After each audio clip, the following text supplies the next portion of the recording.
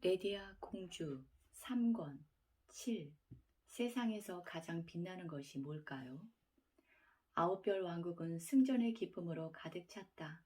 나라 전체에 백성들의 환호성과 흥겨운 음악 소리가 울려 퍼졌다. 사람들은 거리로 쏟아져 나와 외족을 물리치고 돌아오는 레디아 공주 일행을 맞았다. 샛별왕은 많은 사람들이 기뻐하는 가운데에서도 냉정함을 잃지 않았다. 그는 전쟁의 후속 조치를 취하기 위해 문무 대신들을 왕궁 회의실로 불러들였다. 첫 번째 문제는 나라를 위기에 빠뜨린 얼음 왕비와 보석 공주를 어떻게 처벌할지를 결정하는 것이었다. 얼음 왕비가 아홉별 왕국으로 시집온 지 20년 가까이 되었기 때문에 문무 대신들 중에는 얼음 왕비 편 사람들도 많았다. 그들은 왕비와 공주는 모두 샛별왕의 가족이자 아홉별 왕국의 왕족이므로 죄를 묻지 말고 다시 한번 기회를 줘야 한다고 간청했다. 반면 얼음왕비와 보석공주의 죄를 엄히 다스려야 한다고 주장하는 대신들은 그간 두 사람이 저지른 악행을 일일이 열거하며 맞섰다. 한동안 입씨름이 벌어졌지만 결론은 쉽게 나지 않았다. 대신들의 의견을 듣고 있던 샛별왕이 나섰다. 나라가 있고 백성이 있은 후에 왕도 있고 왕족도 있는 법이다. 얼음 왕비와 보석 공주는 외적과 결탁해 나라를 큰 위기에 빠뜨렸고 백성들을 죽음의 공포로 몰아넣었다. 나라를 지키고 백성들을 보호하는 것이 왕과 왕족의 의무이고 존재 이유이다. 이를 다하지 못하는 자들은 더 이상 왕족의 자격이 없다. 이 시간부터 얼음 왕비와 보석 공주에게 왕족으로서의 지위를 박탈한다. 샛별왕이 결정을 내리자 회의장이 술렁거렸다. 오랫동안 아홉별 왕국에서 절대 권력을 행사하던 얼음 왕비와 보석 공주가 일반 백성과 동등하게 되어버린 것이다. 또한 평민이 된 두 사람은 자신이 위협을 가한 우리 아홉별 왕국에서 살 자격이 없다. 즉시 아홉별 왕국의 국경 밖으로 추방하여 다시는 이 땅에 발을 디디지 못하도록 할 것을 명한다. 샛별왕의 명령은 서리빨처럼 차갑고 매서웠다. 대신들은 아무도 반대 의견을 내지 못했다. 왕명은 즉시 행동으로 옮겨졌다. 중무장한 왕의 근위대가 얼음 왕비와 보석 공주를 처소에서 끌어냈다. 이들은 왕족의 지위를 박탈당했기 때문에 그동안 모아놓은 수많은 금은보와 돈, 사치품들 중 단 하나도 몸에 지닐 수가 없었다. 창고에 가득 쌓아놓은 귀중품들은 물론이고 목에 걸고 있던 다이아몬드 목걸이와 손에 낀 루비 반지까지 압수당했다. 왕실 운영비로 수제작한 드레스조차 입는 것이 허용되지 않아서 왕비와 공주의 하녀들이 입던 옷으로 갈아입은 채 왕궁 밖으로 쫓겨났다. 얼음 왕비와 보석 공주는 왕실 근위병들의 삼엄한 감시를 받으며 국경까지 이동했다. 어제까지는 8필이 말이 끄는 화려한 마차나 8명의 장정이 드는 가마를 타고 편하게 이동했겠지만 왕족의 지위를 박탈당한 뒤였기 때문에 자기 발로 걸어가야만 했다. 국경까지 며칠 동안 걸어가면서 수많은 사람들을 만났지만 두 사람에게 물 한 모금을 권하는 일이 없었다. 차가운 시선과 환한 얼굴과 격한 몸짓이 끝없이 이어졌다. 오만함과 낭비벽으로 수많은 백성들을 오랫동안 힘들게 했던 모녀는 그렇게 아홉별 왕국의 국경 밖으로 쫓겨나고 말았다. 그들은 얼음 왕비의 고향인 강철 왕국으로 발걸음을 옮겼다. 하지만 강철 왕국에서도 두 사람을 환영해주지 않았다. 강철 왕국이 2번이나 큰 전쟁을 하면서 국력을 낭비한 원흉이 바로 두 사람이었기 때문이었다. 강철 왕국 백성들은 살림살이가 팍팍해지는 것을 견디며 2차례의 큰 전쟁을 치러냈지만 결과는 매번 좋지 않았다. 백성들은 얼음 왕비와 보석 공주가 강철 왕국에 또 다른 불행을 가져올 것이라 여겨 추방할 것을 요구했다. 신하들도 이런 백성들의 여론을 강철 왕에게 여러 차례 전하며 결단을 촉구했다. 강철 왕은 자신의 여동생과 조카를 나라 밖으로 내치지는 못하고 인적에 드문 시골의 작은 성에서 쥐죽은 듯 살도록 조치했다. 얼음 왕비와 보석 공주는 권력의 핵심인 강철 왕국 근처에는 얼씬도 할 수 없었다. 게다가 성벽과 지붕 곳곳이 무너진 작은 성에서 손수 밥을 해먹고 청소와 빨래를 하면서 평생을 살았다. 시중을 들어줄 하녀나 심부름을 대신할 시종은 한 명도 없었다. 백성들과 대신들이 두 사람에게 세금을 쓰는 것을 허락하지 않았기 때문이었다. 강철왕이 티나지 않게 조금씩 보내주는 돈이 없었다면 얼음 왕비와 보석 공주는 굶어 죽을 상황이었다. 강철왕이 몇 푼 안 되는 돈을 보내주면 얼음 왕비나 보석 공주가 망토에 달린 모자를 눌러쓰고 시장에서 값싼 식재료를 구입해 왔다. 모자로 얼굴을 가리지 않으면 두 사람을 알아본 상인들이 버럭 화를 내며 감자를 한 알도 팔지 않는 경우가 허다했기 때문에 시장에 갈 때는 모자 달린 망토가 필수품이었다. 얼음 왕비와 보석 공주는 상황이 이 지경이 되어서야 그동안의 그릇된 생각, 말, 행동을 후회했지만 때는 이미 늦어버린 후였다. 강철 왕국 시골의 작은 성에는 밤마다 모녀의 다툼 소리와 울음소리가 새어나왔지만 누구도 관심을 갖거나 위로해주지 않았다. 샛별왕은 얼음 왕비와 보석 공주에 관한 처벌을 마무리한 후 나라를 구한 레디아 공주와 책갈피 왕자의 결혼 문제를 대신들과 상의했다. 이번에는 대신들 중 누구도 서로 다른 의견을 내며 싸우지 않았다. 모두가 대찬성이었다. 샛별왕은 흐뭇한 표정으로 레디아 공주와 책갈피 왕자를 회의실로 불렀다. 짐은 책갈피 왕자가 나의 딸과 결혼하여 부마가 되는 것을 기쁜 마음으로 허락하노라. 또한 결혼과 동시에 나의 왕권은 레디아 공주에게 물려줄 것이니 모든 대신과 백성들은 나에게 했던 것처럼 레디아 공주와 책갈피 왕자를 도와주길 바란다. 회의실에 모인 대신들이 어린아이처럼 기뻐하며 환호성과 박수로 두 사람의 결혼을 축하해 주었다. 대신들 중에는 얼음 왕비가 임명한 사람들도 많이 있었지만 이들 역시 아홉별 왕국의 백성들이었다. 모든 대신들이 나라를 위기에서 구해낸 두 사람의 결혼을 진심으로 축하해 주었다. 회의실에서 나온 두 가지 결정은 곧 온 나라에 전해졌다. 수많은 백성들은 얼음 왕비 모녀가 국외로 추방된 일과 레디아 공주가 책갈피 왕자와 결혼하는 일을 자기 일처럼 기뻐했다. 한동안 가는 곳마다 이와 관련된 이야기뿐이었다. 샛별왕에게 결혼을 승낙받은 레디아 공주는 책갈피 왕자와 함께 가장 먼저 은하사를 찾아갔다. 물불 스님은 레디아 공주가 찾아왔다는 정가를 받고도 여전히 기도에 정진할 뿐이었다. 기다림이 지루하게 이어지자 책갈피 왕자가 농담조로 레디아 공주에게 물었다.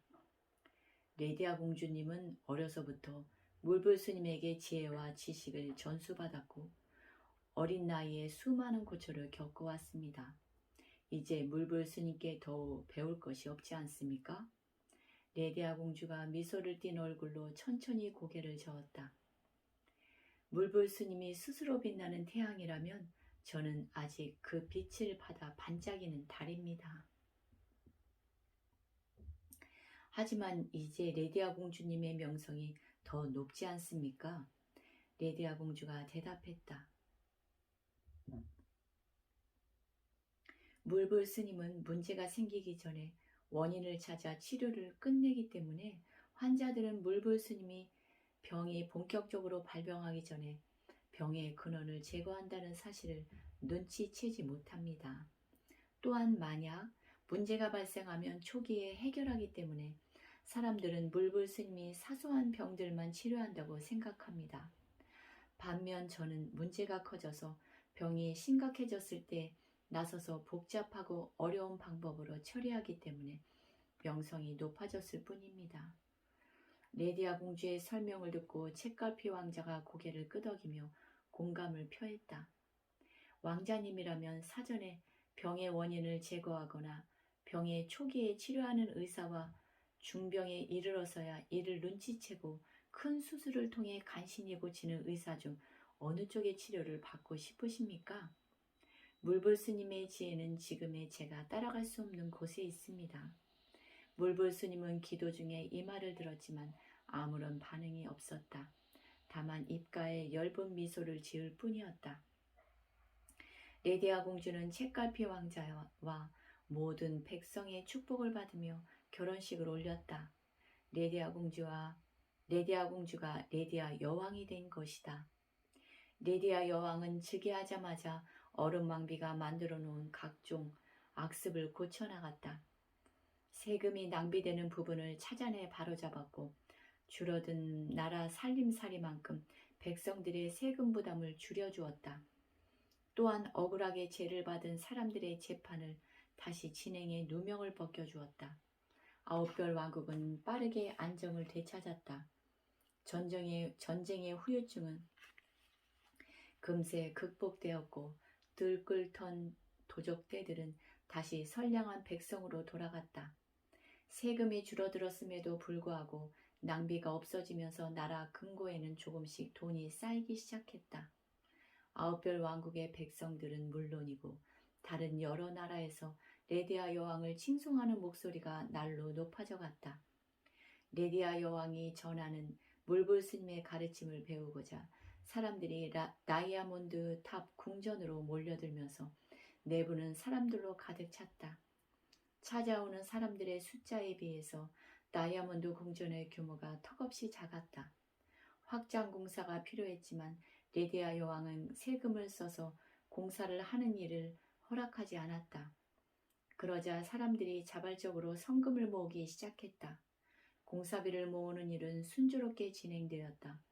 어떤 부자들은 레디아 여왕의 가르침에 깊이 감동하여 황금을 한 자루씩 내놓았다. 가난한 백성들은 큰 돈은 내지 못했지만 성의를 다해 힘을 모았다. 모금은 순식간에 끝났다. 궁전을 넓힐 만큼 충분한 돈이 모이자 대신들도 레디아 여왕에게 확장 공사를 권했다. 레디아 여왕은 이마저 거절할 수 없어 다쪼아에게 다이아몬드 탑 궁전의 외벽을 확장하는 공사를 맡겼다. 이때 장마철에 접어들면서 큰 비가 며칠 동안 내리더니 아홉별 왕국 곳곳에서 강이 범람했다. 수많은 백성들이 삶의 터전을 잃어버린 채 길바닥으로 쫓겨났다.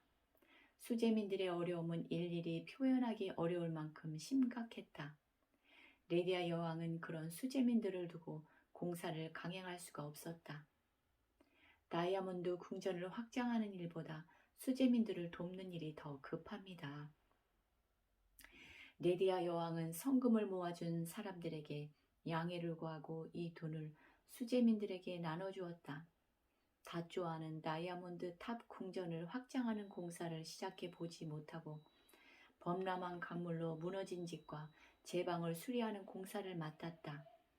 모든 사람들이 한마음으로 피해 복구에 나서자 상황은 이내 안정되었다.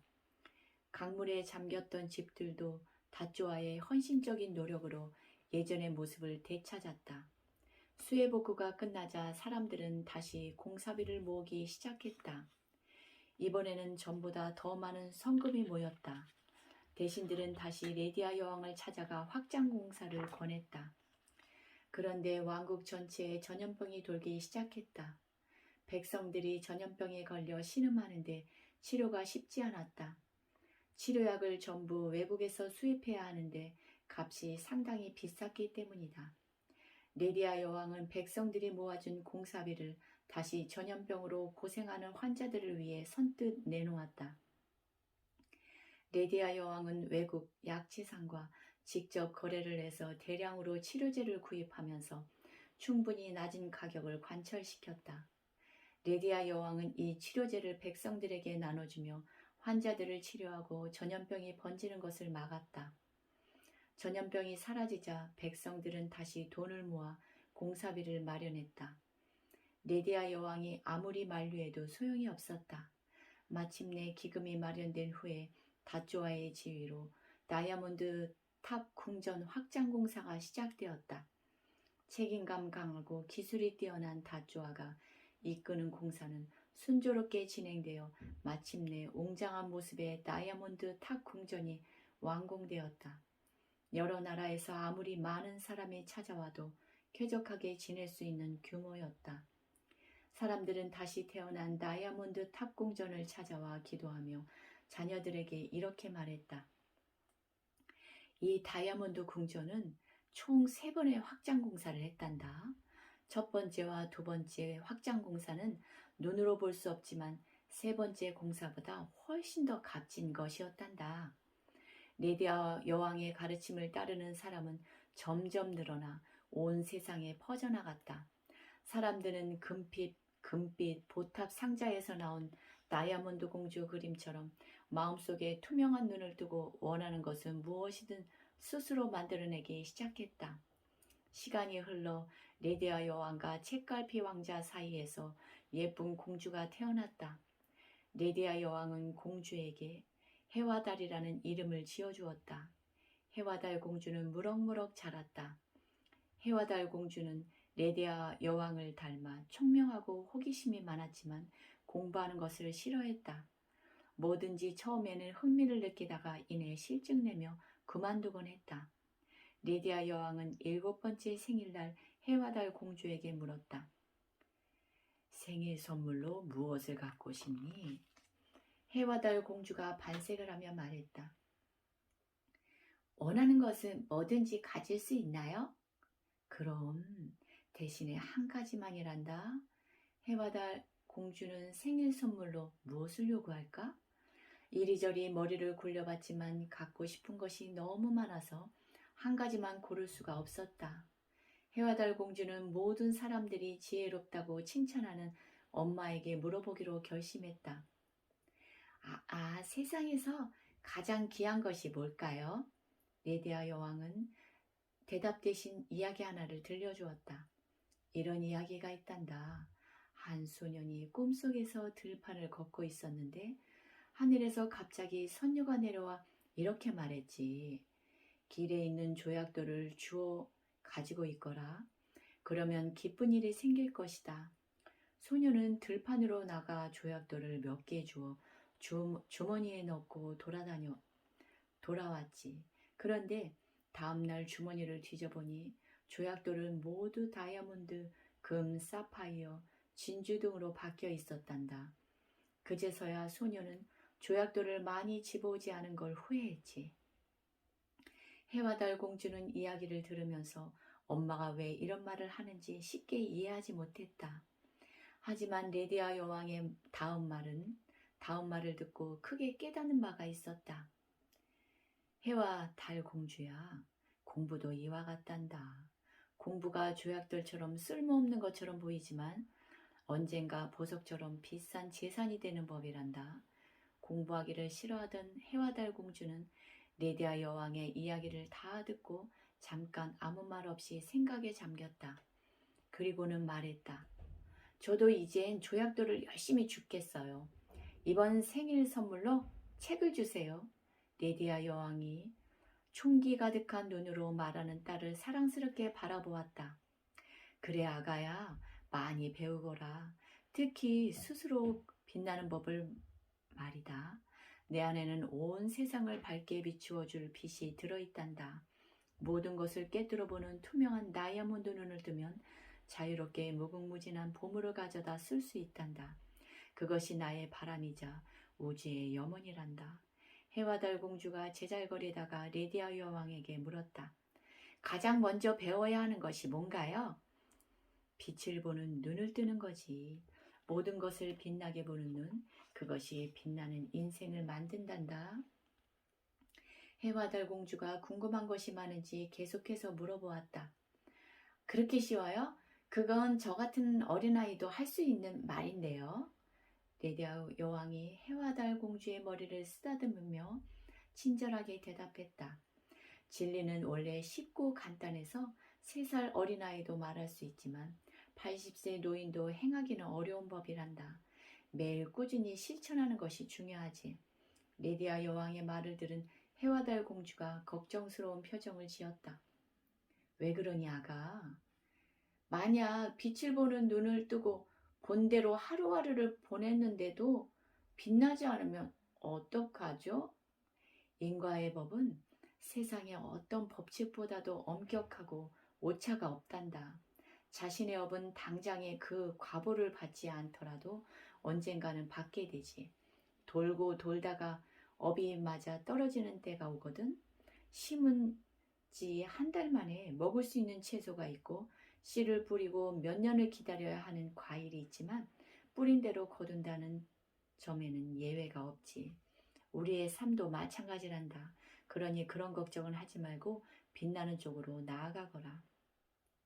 해와 달 공주가 눈을 해와 달과 별처럼 반짝이며 레디아 여왕의 말을 듣고 있었다. 다리가 성한 사람이라도 1분간 다리가 아픈 흉내를 낸다면 그 1분의 인생은 다리가 아픈 인생이 되겠지.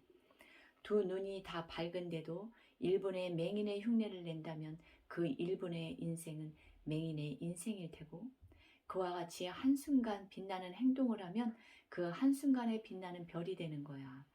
때문에 내가 무엇인지를 아는 것은 무척 간단하단다. 내가 지금 무엇을 생각하고 무엇을 말하고 무엇을 행하는가를 보면 답이 나온단다. 그러니 늘 살펴보거라. 지금 빛나고 있는지 어둠 속으로 떨어지고 있는지 신의 영역에 있는지 짐승의 영역에 있는지 말이다. 감사합니다.